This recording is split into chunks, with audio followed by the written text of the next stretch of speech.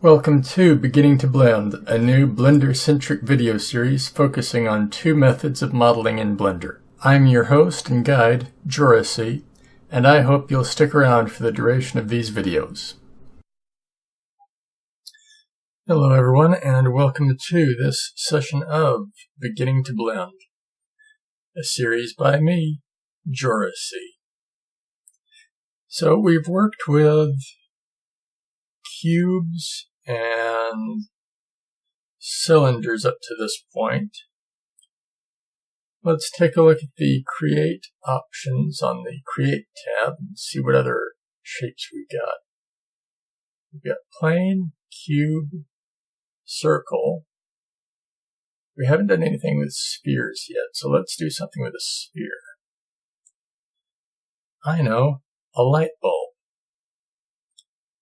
Let's load in a background image, and I'll start up screencast keys so you all can see what I'm doing.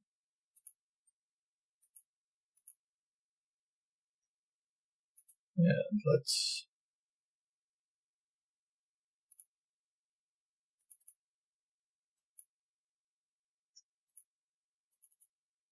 load in our background image. Let's go ahead and turn back face culling on and go into the right view with the 5 key to get out of perspective view, and then the 3 key to go into side view. And here's what we're going to be making, a classic light bulb. First, we've got to get rid of this cube because we're not working with cubes. Okay, we've got two spheres. One's UV and one's ICO, or ICO. UV spheres are made of lots of square faces, whereas icospheres are made out of lots of triangular faces. As far as I'm concerned,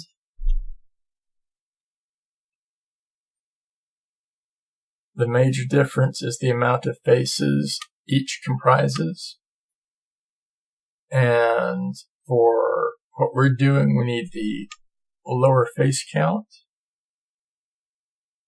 So if you wanted to use this in some manner that required millions of them, you're not using up too many system resources doing so. So we're going to use the icosphere. So we just select the UV sphere and delete it. And reselect the icosphere. Pull it over to the midpoint, which is the z-axis. And now we need the sphere up in the bulb portion of the light bulb, and let's scale it up such that it matches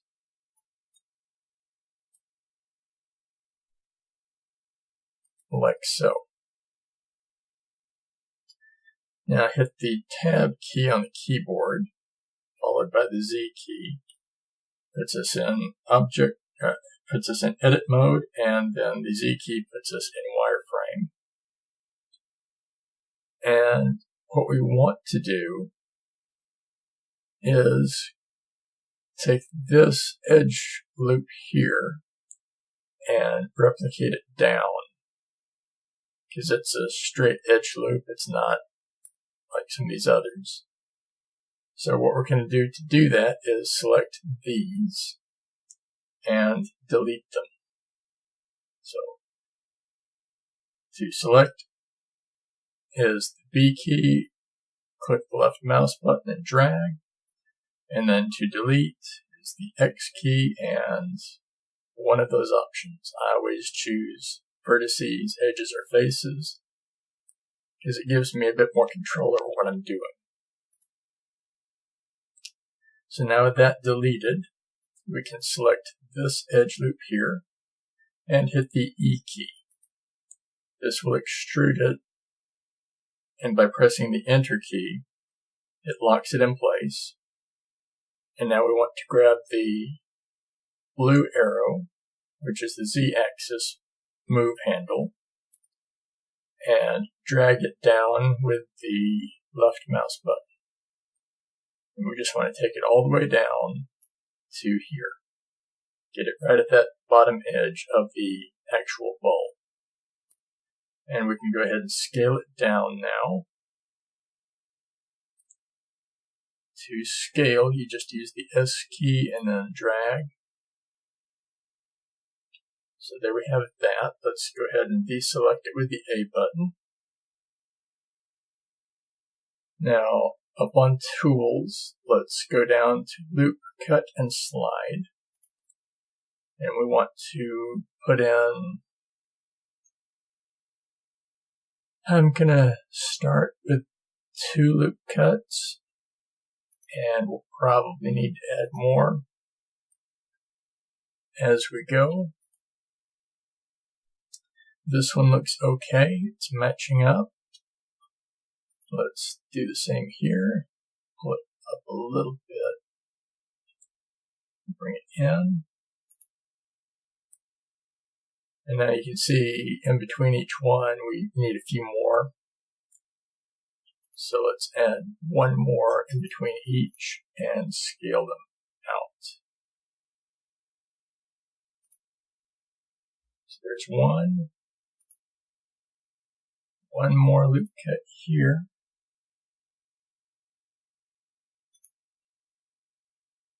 And one more down here.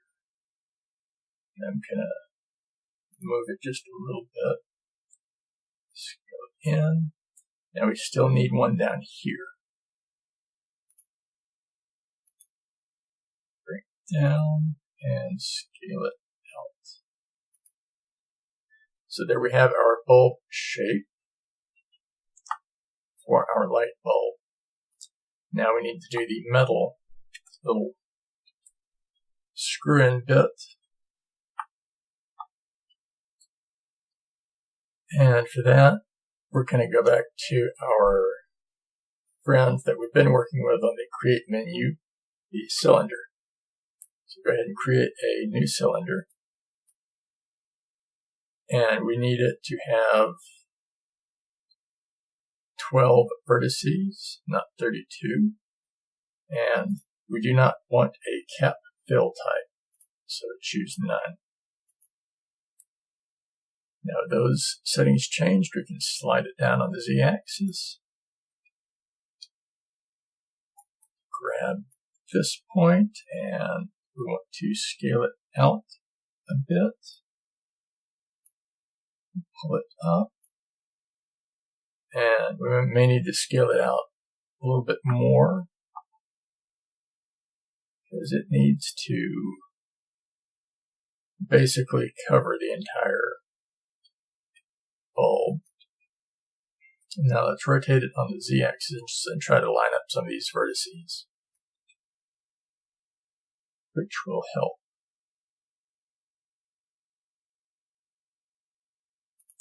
It's about like that. And then we can scale it up just a touch more. Like so.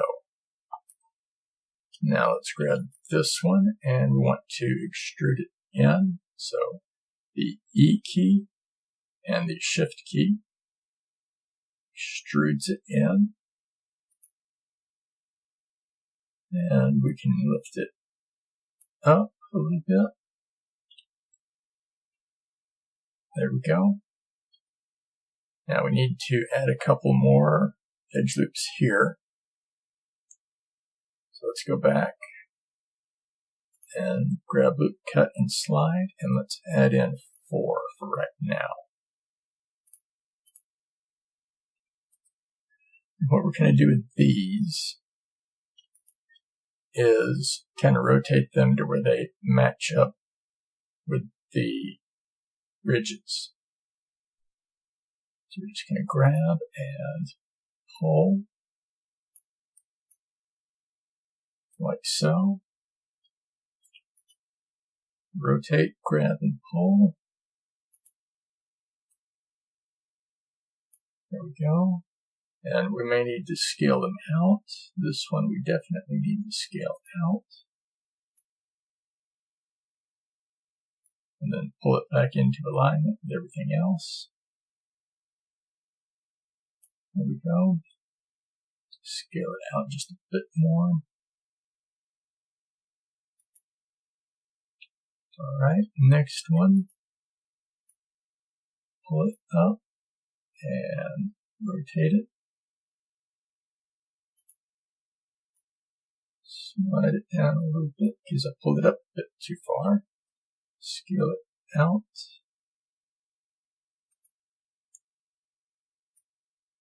Pull it back into alignment. Scale it out a touch more.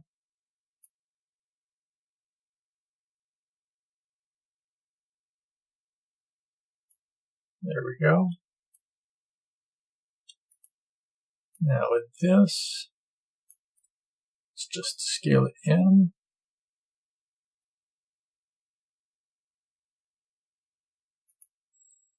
Like so. And pull this up and scale it in. Okay, now we still need to put in one more of these. So loop cut, put it in. Up there looks okay. Let's rotate it just a touch and scale it.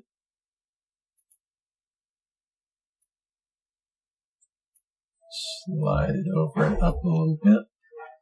There we go. Now let's add in our depressions. And for that we're going to put one edge loop in. Oh, yeah, I forgot to click again, didn't I? Okay, there we go. And scale it in. And one more here. Scale it in. And one more here. Scale it in. And finally this one. Scale it in. And let's make this a bit more rounded here with one more edge loop down here. Scale it out a little bit. And there we go. A light bulb. The last thing we need to do is finish this off at the bottom, which we will just extrude it one more time with the E key. Hit the W key, select merge, and we want at center. There we go. Now one other thing that we can do is select these two innermost edge loops for the part we just did and the bulb proper. And if we hide everything else with the I key to select the invert and then hide it with the H key, what we can see is that we have a mismatch on the number of vertices and edges, but we're not going to worry with that. What we're going to do is go ahead and connect everything together. So just pick a starting point, hit the B button, drag and select the left mouse button, and then press the F key to put in the face. And we're just going to do this all the way.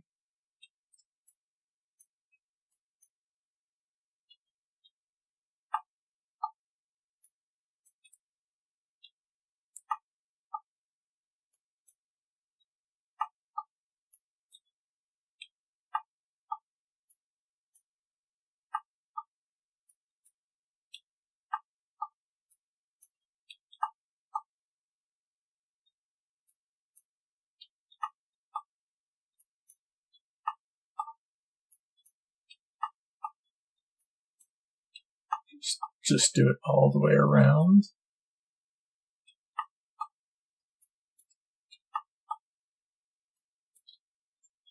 There we go. Now unhide everything. Go into shaded view. Deselect everything. And if we hit the tab key to go back into object mode, there we go. A fully completed light bulb. That's all for this session of Polygonal Art with JoRaSe. If you enjoyed what you saw, how about giving this video a thumbs up? And don't forget to subscribe so you won't miss out on future videos from me. In the video description below, you'll find my Patreon link. Feel free to check it out. Now, on to the credits.